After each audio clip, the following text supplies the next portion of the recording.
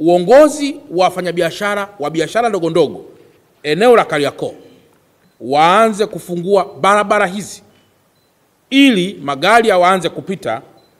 na mwisho wa siku soko litakapozinduliwa kusiwe kuna hitilafu ya aina yoyote kuhusu kuingia ama kutoka kwa barabara zinazoingia ndani ya soko. Wafanyabiashara hawa, wapo watu watakao niuliza watakwenda wapi? Wafanyabiashara wote na hasa hizi biashara ndogo ndogo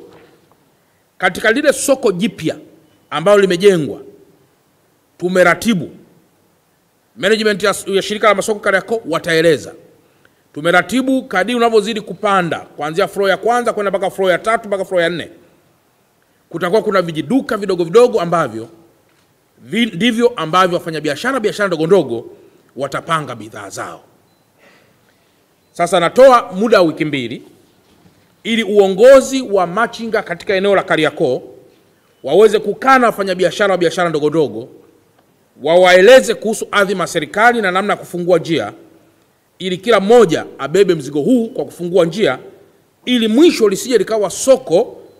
ambalo halina tija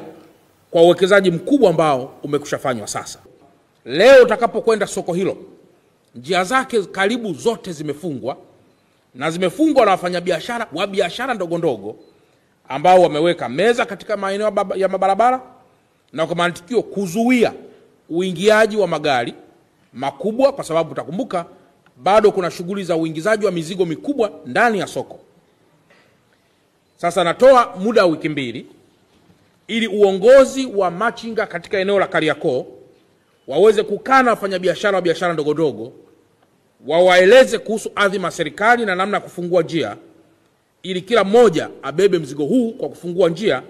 ili mwisho lisije likawa soko ambalo halina tija kwa uwekezaji mkubwa ambao umekushafanywa sasa.